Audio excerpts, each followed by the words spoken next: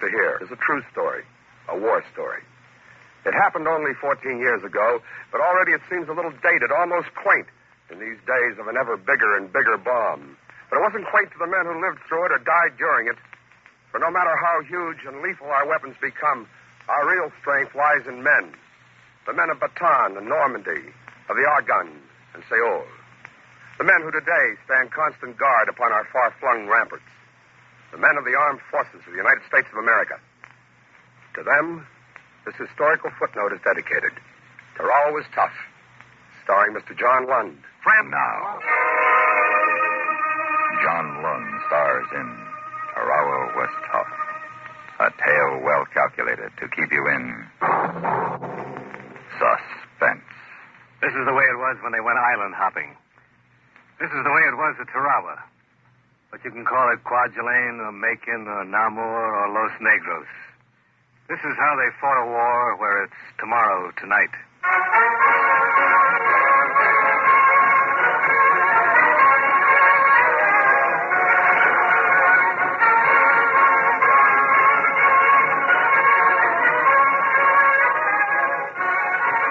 The training's all over now. You're ready to ship out. You're tough and you're hard and you're raring to go. But wars move slowly, even the best of them. And so you sit and wait, crowded into a shed on a pier in the harbor of Wellington, New Zealand. You've been laying around this shed for 12 hours now, waiting to get aboard your transport. And you'd go box-sock if it wasn't for the radio that the Red Cross fellow rigged up. It's tuned to your favorite station, Radio Tokyo. Hey, what a tune, huh? What a tune. Can you imagine what Sinatra will do to that? Sinatra would murder it. Listen to Bing. Bing, Bing. You're getting old, Les. Sinatra's a kid nowadays. Well, I reckon Moish is right, Les. We've been out of the States too long. There's a whole new generation grew up since Pearl Harbor. Like these two boots. Can I help it if I was born later than you? Or something, I wished I was born even later. Shorty, what did I ever do down in the canal to get a boot like Odie assigned to my squad? You shouldn't have let your squad get cut up so bad at the tenor room. Hey, look out what you're saying, Shorty. Les is the best sergeant in the whole Marine. Now, Odie, just keep your coveralls on. I was at the tenor room myself. I know all about how Les got those rhythms. Yeah? You get a Guadalcanal patch on your sleeve and you get too big for your britches. Well, listen to what's talking. The commando of Camp Lejeune. I wish I was listening to that record at Eddie's dog cart back in Allentown. Homesick? Kid? No. I was just thinking. Hey, Les. Hey, how they get them new platters like that in Tokyo? By a midget submarine direct from Catalina Island. Oh, come on now. No kidding. How do they? What do you think Argentina stayed neutral for? Huh? Just so they could send the latest American jive to Japan so Tokyo Rose can play 'em for us? Gee. You know, I never was able to understand that international politics. Well, boys, how did you like that one? Pistol Packin' Mama, sung by Bing Crosby and the Andrews Sisters. And this is your chin-up girl in Tokyo. Get her. Yeah, I wonder who writes her material. Shut up, girl. Hey, that's kind of cute, huh? Pistol Packin' Mama. Your mama in Tokyo's packing no pistols tonight. She's packing a heart full of pity for you kids. They're selling you down the river back home. 4 more strikes were called today. Doesn't look like you boys are going to get those planes and ships they promised you. Oh, what a lie. He goes on like that all the time. You get used to it. Too bad, you boys. All of you couldn't be back home tonight where you really needed, protecting those near and dear to you. And now I have a special word for the brave Marines down in New Zealand. Hey, that's us. You boys are waiting now for transport. You don't know yet where you're going, but I do. You will sail in the morning to attack the Gilbert Islands in the Central Pacific. But you'll never get there. We're waiting for you with hundreds of submarines. I'm sorry for you boys. None of you will ever see land again. And now a recording which seems appropriate to the occasion. Asleep in the Deep. Oh, how do you like that? Hey, how's she know where we're going? Moish, you remind me of that tired old gag about the guy who reads a sign on the door that says, "Keep out, this means you." And he asked, how did they know I was coming? Oh, very funny, huh? Sure, that's just a lucky guess. Nobody's on the eye. In case you boys waiting on the piers in Wellington think I was kidding. Huh? She means us. In case you think I don't know what I'm talking about, the time is now 5 minutes after 8. If you'll look out the window at the clock in the Customs House Tower down there in Wellington, New Zealand, you'll discover that it stopped 20 minutes ago at exactly 7:45. What? Maurice, huh? Take a gander out of that window, will you? Yeah. Hey, yeah, she's right. Hey, the hands are putting a quarter of 8. My watch says 8:05. There you see, boys. Don't ever doubt your Tokyo chin-up girl again. Chins up, and bon voyage.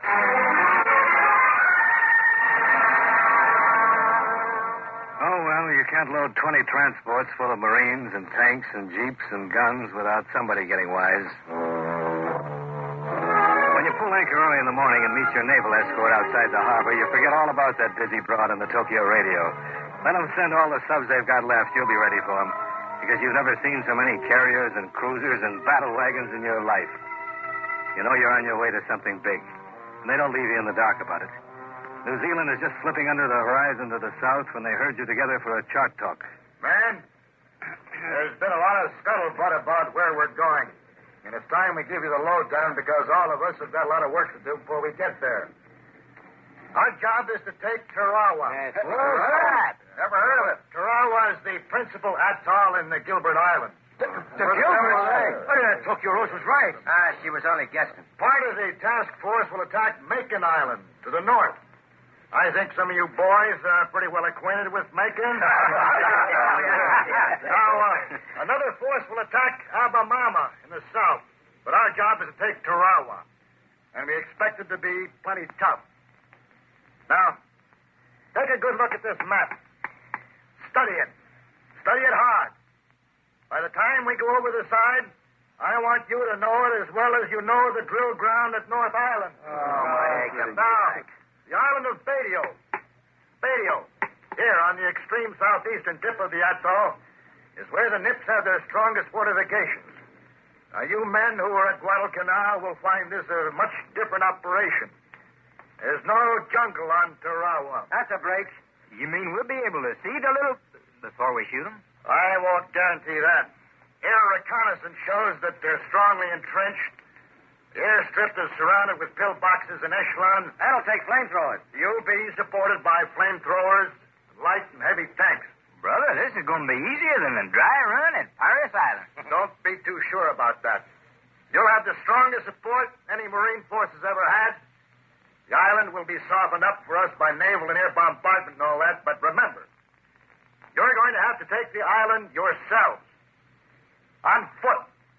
With the weapons you can carry. That's okay with me. Now, the beaches will be designated red, yellow, and blue. You men are assigned to beach red. Hour after hour, you go over the maps and the charts and the air photographs, printing each detail in your memory, cramming like a kid before a geography exam. You only take time off to chow, to hit the sack, and to take your turn topside on the sunny deck. Oh, man, what a way to fight a war, huh? And I get paid for laying out here, getting this lovely tan. That's what you think. Oh, man. You know, I hope I'll be able to keep tan like this until I get back to Brooklyn. Boys, you better cover up. You look like a bad case of the 4th of July. Nah, I'm okay. I always get red like this here at first, but don't mean nothing. Now, listen, Maurice, we're getting near the equator. This sun is different than the sun in Canarsie. What are you talking? I don't see no difference. There ain't two suns, is there? No, it's the same sun. Well, then... You know what I'd like right now? Huh, what? A bottle of Mexican beer and a bowl of chili. Hey, chili. Hey, did you ever know any Mexican girls, Shorty? You know, if I try real hard, I can see a connection there. Don't try. I knew a Mexican girl in Dago once, while I was at North Island. No kidding. Yeah. Ever know a Mr. Smith in New York? No. Oh, I never run into him. That's funny. Yeah, friend of yours? No. Well, this Mexican girl, she was. What? Friend of mine. Get Casanova Greenberg. Huh? It was just you call me odious son of dirty. Oh, not necessarily. Casanova was the guy who had a way with women. Oh. You noticed that about me, too, huh? Did I ever tell you about that Aussie girl I met in Sydney? She had false teeth, uppers and lowers, full set.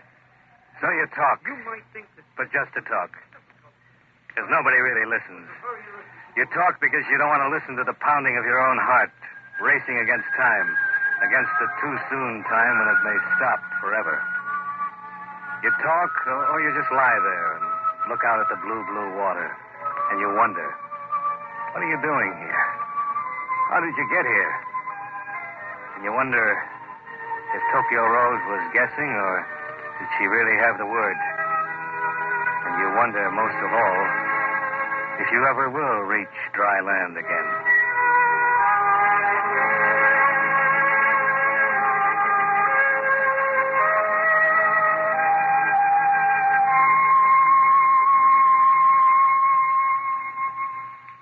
In a moment, we continue with Suspense.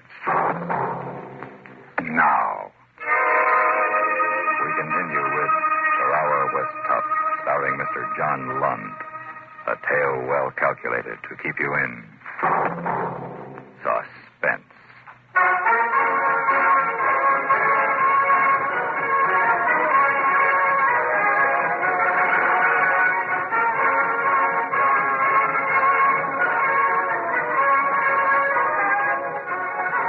There are 2,000 Marines aboard this transport, and below decks it isn't exactly a cruise ship. The bunks are stacked 4 deep, and there isn't any headroom. You have to slip in sideways. Your gear hangs on the steel upright. Your netting-covered tin hat swings slowly with the motion of the ship. It's hot down here, and it stinks. Stinks of the sweat and cigarette smoke of hundreds of men. But you're not noticing any of this now. You're lying on your bunk with Moish up above you and Shorty below, studying that map of Tarawa. I sure wish we were going into Beach Yellow instead of Beach Red. Why? Well, Beach Red's next to that pier. I'll bet the Japs will have guns all over it. Kid, by the time we get ashore, that pier just won't naturally be there. The bombardment will take care of it. The brass has learned a lot since Guadalcanal. Was the canal tough, Shorty? Wes never tells me much about it. Kid, it was tough, it was rugged, it was hell. This Tarawa thing going to be a breeze. I hope you're right. Oh, boys. I just got the dope from the skipper. Yeah, what is it? When do we go over? My back. Hey, Odie, don't sit up so sudden. How's the sunburn, Moish? Terrible. Man, my back is just killing me. Why'd you lie on your stomach? Oh, it's burned worse. Oh, look, don't tell me I told you so, huh? But I did. You wouldn't have listened. What'd the captain say, Les? DJ is the 20th. H hour is 8:30 in the morning. Tonight's the 18th. And we go over day after tomorrow. We go over tomorrow night. And if you guys got any letters to write, now'd be a good time to do it. You reading your Maori? No, not today. You better do it, kid. They're going to be pretty busy from now on. But you can't write. What can you say? You got too much on your mind to write. They spring a boat station drill along about 400 hours. By the time that's over, you got to line up for chow. You spend the rest of the day checking over the maps and photographs and your equipment, down to the last cartridge and grenade. And as the day passes, you start to tighten up. You can feel the other guys tightening up, too. It's all over the ship. Everything's the same, the placid blue sea with the sun sparkling across it, the flung-out lines of transports and carriers and battle wagons. It's just like it has been for 6 days. But inside you, inside every man on board, it's different. It's hard to get your breath. Your heart's pounding like a trip hammer. Your nerves stretch tighter and tighter. And by nightfall, you feel that something has got to snap inside you. But it doesn't. And then along about midnight, the loudspeaker box. All hands, secure condition 3. Set condition 1A. Oh, Hey, here we go. Come on, get your gear together. Relax, kid. That's for the Navy crew that's running this tub, the hired help. Yeah, you got plenty of time, Odie. That's the most you got of anything in a war. Time. Yeah, but maybe they changed the plan and we're going in earlier, huh? Now, you know the Admiral wouldn't go and do anything like that without consulting you, Moish. Odie, did you write your ma tonight? No, I've been too... Well, I've been getting my gear together. Listen, kid. You better write your ma now. You still got time. I don't know what to tell her. Tell her you're having a wonderful time. Tell her about how pretty the palm trees look in the moonlight. Tell her you hope she's getting enough to eat back home. Tell her anything to keep her morale up.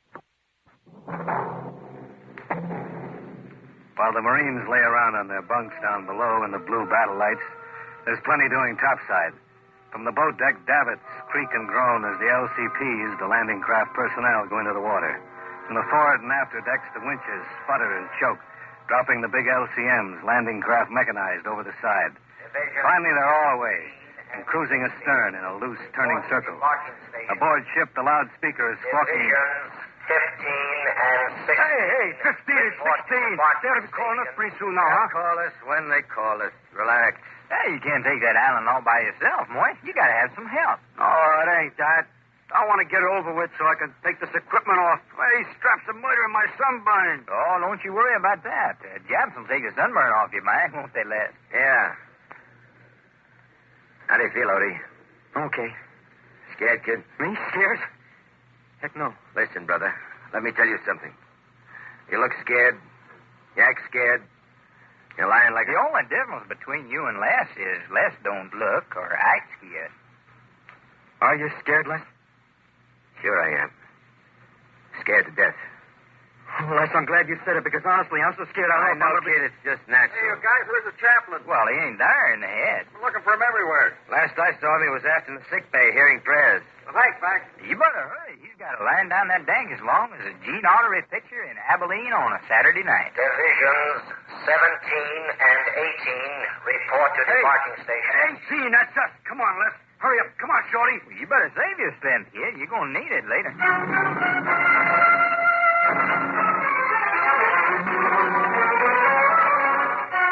They're crouching in the landing barge now. 36 of them have come tumbling over the side and down the cargo net, and now they huddle in the bottom of the LCP. They don't look like the ads in the slick magazines back home. They're just 3 dozen American kids of assorted sizes, creeds, and color of hair. They aren't quite as slap-happy as a football team on its way to the Rose Bowl, but they aren't acting like they had a date with destiny either. They're just a bunch of well-trained kids talking shop. Now, Odie, mind what I told you. When we get ashore, you keep your butt down. Yeah, that's important, Odie. You ain't got a tin hat on your tail. Another thing, first time on the fire, maybe you'll freeze. Well, don't let that worry you. Just freeze. I'll be there to look after you. Oh, Les, you treat me like a kid. I can take care of myself. Now, you hear me. I'm looking after you, see? Who's going to look after you, Sergeant York? It's not yet dawn, and the boats are cruising around in a circle at the rendezvous point, a mile off the beach. It's quiet except for the purring of the engines and the low talk of the men. And then, way off toward the horizon, there's a jump of sparks. Hey, what was that? The Navy. Battleship cruisers offshore. Doing our work for us. Brother, when they get through pounding that beach, there won't be a Jap left to rig a booby trap. That, boys, is what is known as softening up. Oh, I told you this is going to be a pushover. It takes hours to organize and land an invasion force. You don't rush off toward the beach at top speed yelling gung-ho. You wait. You circle and wait while the big guns of the Navy pound the 800-yard wide island of Bajo. And then the sun bounces up out of the ocean off toward Hawaii, and it's daylight and hot. And still you wait, circling slowly. And when the battle wagons leave off, the dive bombers take over, swarming up from the flat decks of a dozen carriers hidden behind the horizon, roaring down on the Japanese gun positions, crumbling the pillboxes, pulverizing the concrete ramparts in the most intensive air bombardment in history. To you, crouching mouth agape offshore in the LCP, it looks as though nothing could remain alive under that murderous fire. It's getting close to 8 hour now, and you get the flash from the flagship, and the circle breaks up, and the boats fan out, heading for Beach Red. But you don't go in full throttle. You creep in, slowly, feeling for a safe channel through the treacherous coral reefs, praying the high tide will hold its promised 4.5 feet of water so you can unload these kids on the page of a history book. You peel your eyeballs, searching the coral formations beneath the rippling green water. And then, suddenly, something changed. Something is not quite the same. And then you get it. It's quiet. The Navy guns have ceased firing. The Navy planes have let up, so the men can go in. It's H hour, and no sound comes from Bajo. Not a single rifle barks a challenge to your coming. How you doing, kid? Okay. Look at that. Look at that. Not a peep out of them, and only a couple of 100 yards to go. We run aground. Yeah, you've run aground. You can back away, all right, but you can't go forward. Your bottom's crunching coral. This is the end of the line. Over ramp. Oh, here we go. Okay, boys, get on your overshoes. This is first we go. How do you like that? It might be a reach for Red Beach in return. Golly, some snafu. All right, boys, over you go. And keep those rifles out of the water. All right, guys. All right. Come on, let's go.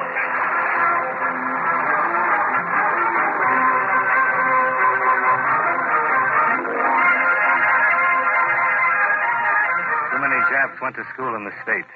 Too many Nips read American history. They know about Bunker Hill and don't fire until you see the whites of the enemy's eyes. And as soon as the boys drop into the water, they open fire up from a dozen hidden pillboxes. Duck your heads when you see the splashes coming your way. Hey, there. Here. Keep what you did, guys. How you doing, kid? Come on, Ivan. Come on. Hey, it's murder. It's murder, all right. All up and down the beach, the men are pouring out of the LCPs into a hot wall of death. This is Beach Red. The brass hats who make up the code named it well for this day.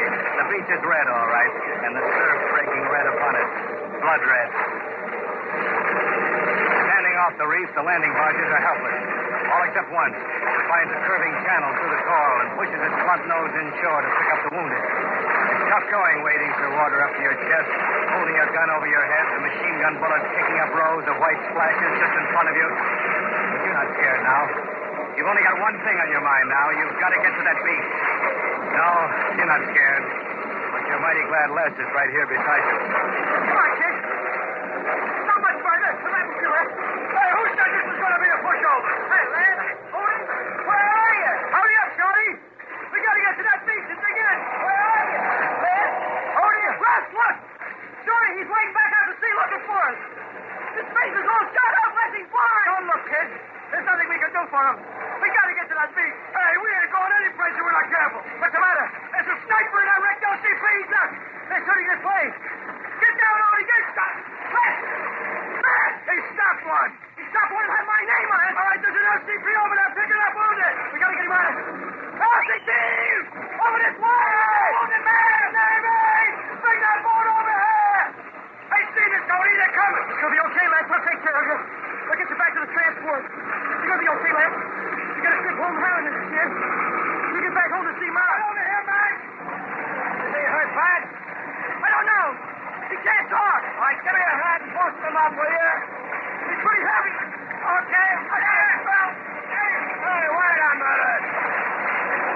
What's the matter? I can't take this man. I'm only picking up wounded. He's dead. He's dead? Yeah, I'm only taking a wounded. Look, sailor. Look, he's my brother. Your brother? You see, I can't leave him here. Yeah.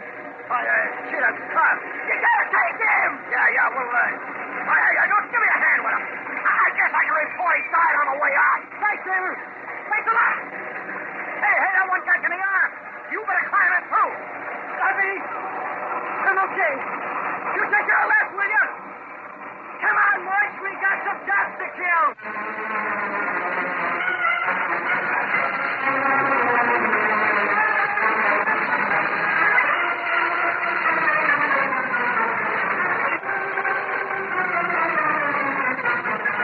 Yes, Tarawa was tough. So was Hollandia Bay and Guadalcanal and Saipan and Iwo Jima, Okinawa, and Awetak. But they were won and held by men. Even the final island of Honshu, on which the two first adolescent bombs burst, was finally won and held by men. The men of the armed forces of the United States. The men whom America honors.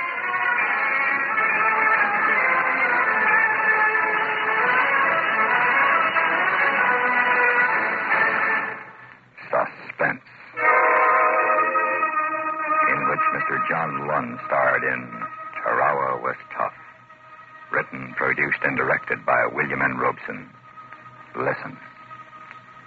Listen again next week when we bring you another tale well calculated to keep you in suspense. Supporting Mr. Lund in Tarawa Was Tough were Ellen Morgan, Jack Crucian, Dick Crenna, Joe DeSantis, Robert Easton, John Daner, Larry Thor, and Lou Krugman. Suspense has come to you through the worldwide facilities of the United States Armed Forces Radio and Television Service.